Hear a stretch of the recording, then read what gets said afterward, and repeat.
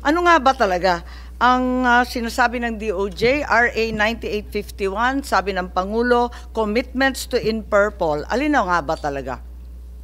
Ano yung pangalawa? Sorry?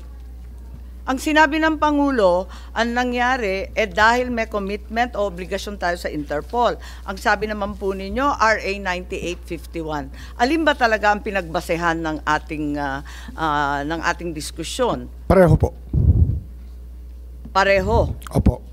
Yung ating pong pagiging miyembro ng Interpol ay mapakahalaga at yung 9851 po yung talagang batas na sumasaklaw sa ganitong sitwasyon. Pero kung sinabi mo RA 9851, kahit walang diffusion order galing sa Interpol, ang gobyerno pwedeng arestuhin si PRRD, i-turn over sa ICC. Yung ba yung stand ninyo? Kasi nung nakaraang hearing, yun ang sinasabi po ninyo na 9851 to. Opo, kasi meron pong diffusion order na kasama. Kasi magkatali po sila, ma'am. Hindi, kapag Madam Chair. 9851, kahit walang diffusion order, pwede naman arestuhin, di ba? Meron pong warrant of arrest. Pwede ho.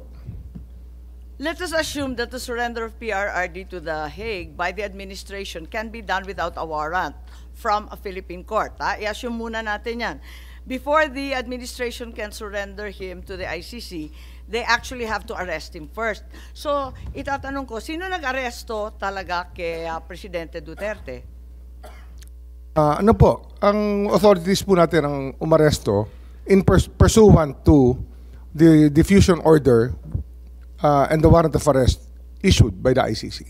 So, balik na naman tayo As given to the Interpol, the PCTC. Balik na naman tayo sa diffusion order. Wala na naman si RA 9851. Nakakalito po papalit-palit po tayo. Ano ho yan magkatali po sila, hindi ho pwedeng paghiwalayin yung dalawa.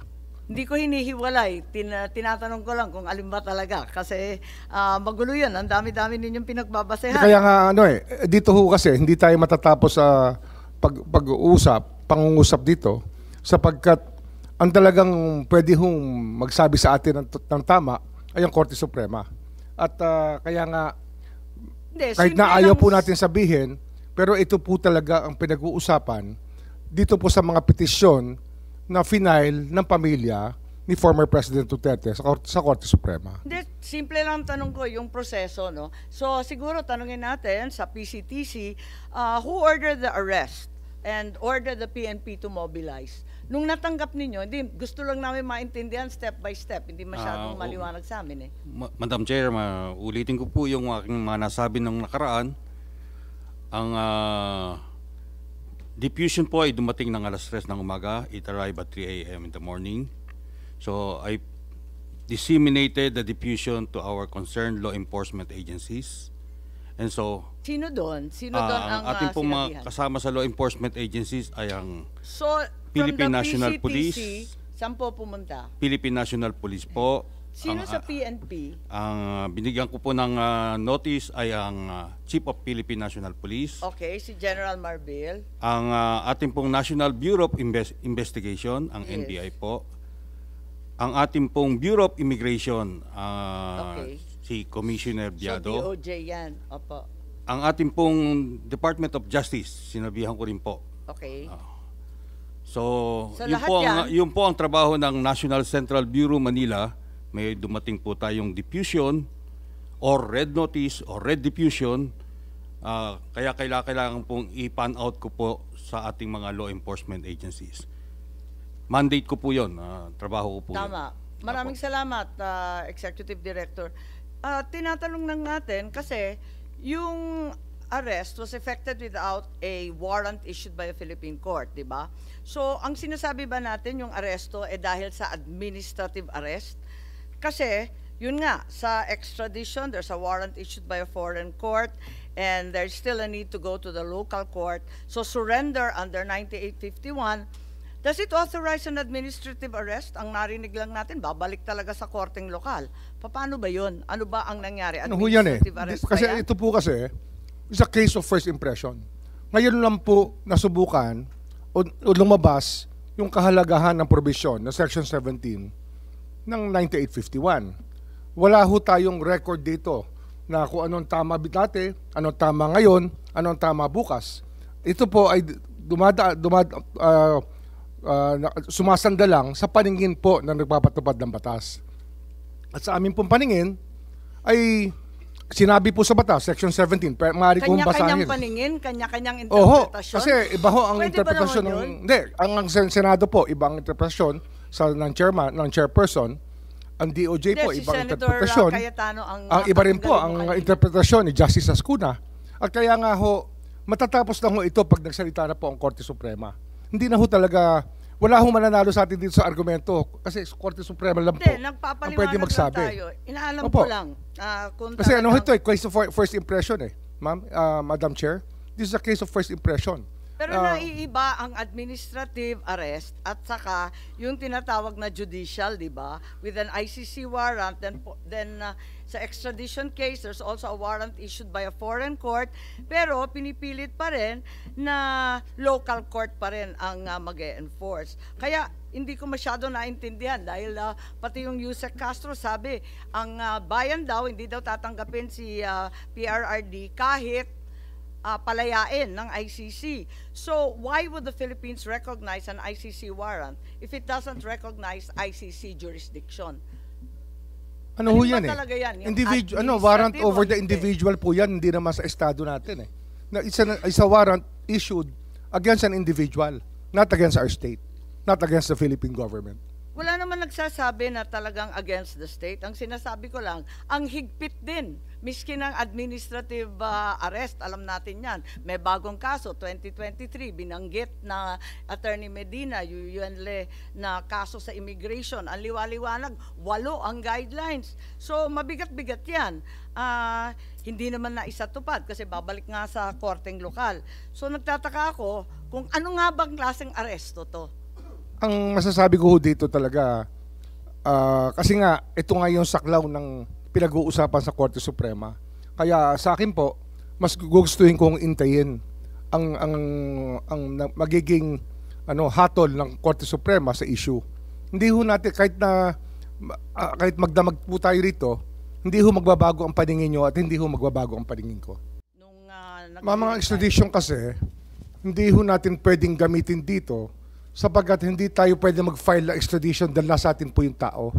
Ang extradition po na sinasabi ng batas ay yung court o yung arresting state, yung state pala na may warrant, ang mag-file ng extradition sa Pilipinas. Kaya surrender lang po talaga ang option natin. Wala ho tayong ibang option. Kabisado ko po yan. Panahon pa ng tatay ko yung extradition law natin. Ako yata nag-type nung bata. Ang tanong dito, under surrender, there's no need for a Philippine court to issue a warrant. Ang sabi po ninyo. That's the stand of the government. Is that Opo, correct? iyan po yung aming stand. Does this not contravene the Bill of Rights that we've already agreed upon as being sacred and above all else, particularly the right of deprivation of liberty without due process, Yung due process and po the right kasi, of liberty of abode? kasi ang due process po dito, yung sa issuing body, yung nag-issue po na warrant of arrest if they observe due process. Ang alam po natin, 7 taon pong inimbestigahan itong kasong to. Nagbigay po ng notice to sa mga kinauukulan na maaari nilang kasuhan. At pinayagan sila sumagot. Alam ko po yan na binigyan sila ng notice, may mga tanong na binigay sa kanila, pinayagan po sila sumagot. Kung ayaw po nila sumagot, 7 it's our taon own ito look sa what. ibang bansa, hindi 7 taon dito sa Pilipinas. Opo, habang tayo po isaklaw ng ICC, Hindi pa rin saklaw yan sa ating batas. Hindi, Kasi ano ho? ayon sa ating batas, Hindi, habang na. tayo po ay saklaw ng ICC, binigyan na po ng due process yung mga tao. Madam Chair. Yes, can I interject? Senator De La Rosa, please. May I know from the good secretary, saan kayo nakakuha ng information na yan? Na yung mga Ganun ho kasi souvenirs ang- binigyan ng tanong, pinapasagot yung mga akusado. Saan po kayo nakakuha ng informasyon na yan? Tsaka sinusubukan po nilang kausapin. Yun po yung alam ko. Talagang I'm asking about yung sinabi mo kanina. natural po yan, binigyan ko. nakalakaran, kahit anong korte po, ay binibigyan ng pagkakataon na sumagot ang tao sa mga paratang sa kanya. I was not. Senator Bato, nakalista ka. Binigyan ka ba ng pagkakataon noong nakaraang 7 taon na sumagot sa anumang alegasyon? Meron nag-communicate sa opisina ko na gusto akong kausapin. So that's it. Hanggang doon lang. Siguro hindi Kinausap niyo ba ho? due process. Kasi kung kinausap niyo, marahil ay sinabi na sa inyo yung nais na sabihin. Bakit ko kausapin? Sinabi mo na nga na hindi niyo recognize yung jurisdiction ng ICC. Kayo mismo, from DOJ. Ilang bisis mo sinasabi noon, Madam Chair, na hindi na recognize. Ako pa, i-recognize ko na ako mismo ang kinakasuhan? Meron kayo na mo nga, kasing- gobyerno na kayo. Kayo na nagsasabi na hindi nyo na-recognize. Bakit ako pa mag-recognize? Meron po kasing residual powers ang ICC eh. Yung po Sabi yung ninyo, 1 taon lang yung residual power. Oho, So, pero bakit yung 2019 to 2020, yung buong ano ho, bilang yung nyo? buong panahon na dumaan mula 2011 hanggang 2018, ito po ay panahon na meron pong jurisdiction ng ICC sa ating bansa, sa ating mga citizen. Ngunit katapos nun, nawala na ho yung itong, hindi na ho na natin maaring kilalanin sapagkat umatras po tayo sa pamagitan sa ICC nung inatras po ni President Duterte noong 2017 na naging effective lamang noong 2018. Madam Chair, if I may. Yes, Senator Bato.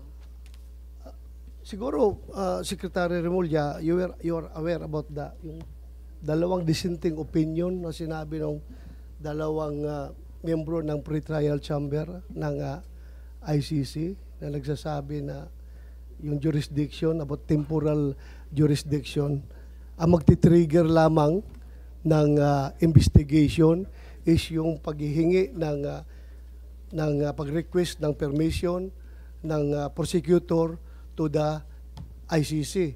At ito'y ginawa nila 2 years after nag-effect yung ating withdrawal from the ICC. Ginawa po nila yan, 2 years. Kaya nga, dalawang dissenting opinion yun eh.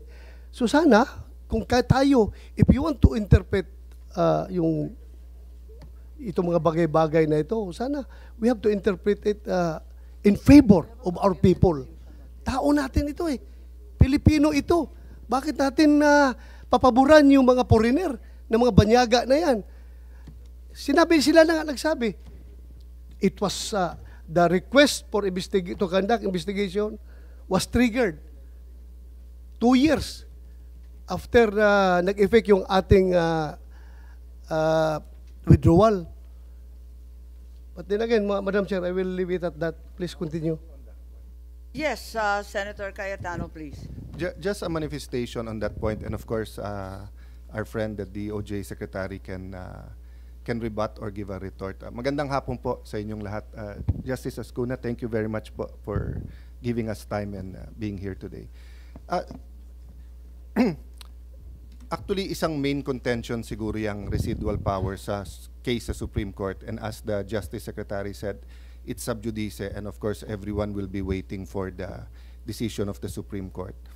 Ang point ko lang kasi, both sides, the pro-Duterte, anti-Duterte, want accountability. The pro-Duterte feels that the accountability is the drug lords, etc. And if President Duterte did something that amounts to a crime, pero ang accountability dapat dito sa Pilipinas at tamang proseso. So doon naman sa gustong i-hold, anti-Duterte, gusto siyang i-hold accountable, siguro naman ay it's safe to assume that they also want yung tamang proseso. So the thing is, there was an actual Supreme Court case, the Pangilinan versus Cayetano, questioning, I think the Secretary of Foreign Affairs noon, kaya named, questioning nga yung kung kailangan ng Senate concurrence yung withdrawal ng natin from the Rome Statute, no, from yung ICC. Pero nakalagay din dun sa case na yon, let me paraphrase, that the Supreme Court can continue to review yung actions nung executive. So my problem with yung interpretation dun sa residual powers, kasi nga, di ba, sa 5 judge sa ICC, yung 2 nagsabing, wala kaming jurisdiction. Kasi nung sinimulan namin yan, tapos na dun sa residual na 1 year. But 3 justices said na pwede. So my problem kasi is walang World Supreme Court eh. So there's only the ICC court, then the appellate court.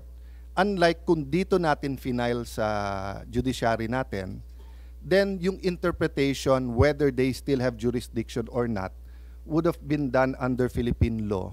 And President Duterte would have been able to present his case not only as to jurisdiction but as to whether or not there is probable cause. So I'll stop there, Madam Chair. And again, I think this is a point of disagreement, but I just like to manifest that, no, that we can argue back and forth whether or not may jurisdiction ng ICC, and the reality is nandun na si President Duterte. But for future cases, whether it's Senator Bato or others named, I gave two examples. No, if suddenly there's a witness from Marawi and they said that our troops killed children and women, and then nag-issue ng arrest ang ICC, or if the military suddenly uncovers a mass grave in any part of the country and says na nilibing yan during 2011 to 2015, I want to know whether the ICC can issue a warrant and then pwedeng idiretso na silang i-expel, i-deport, or whatever we call it. And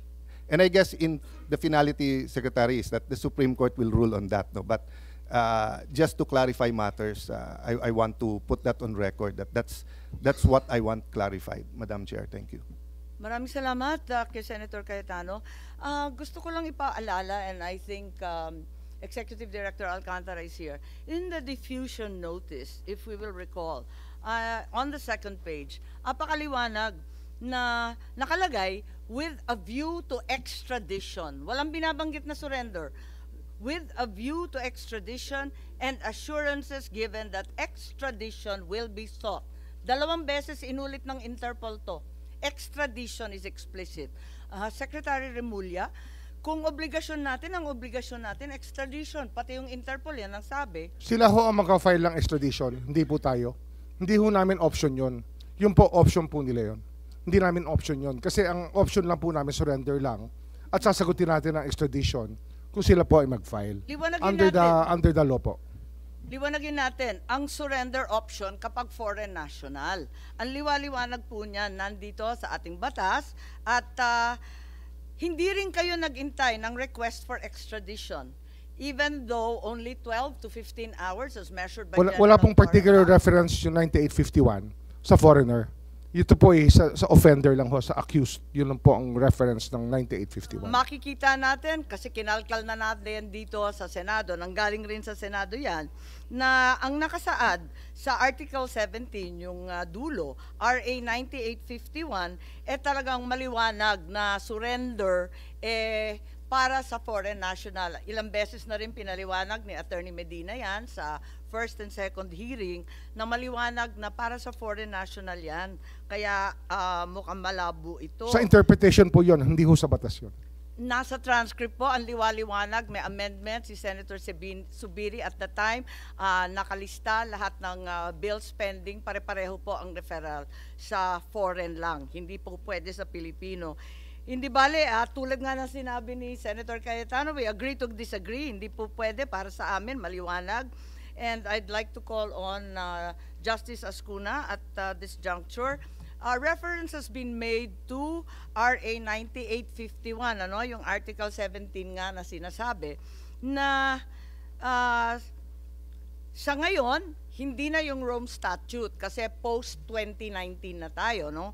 So, ang huling kataga, pursuant to the applicable extradition laws and treaties. It's very clear, it's the last sentence of Article 17. And in an interview, the former Supreme Court Justice Adolfo Ascuna opined that surrender must be made pursuant to an applicable treaty. And since the Philippines is no longer a party to the Rome Statute, what then is the applicable treaty? Wala nang treaty.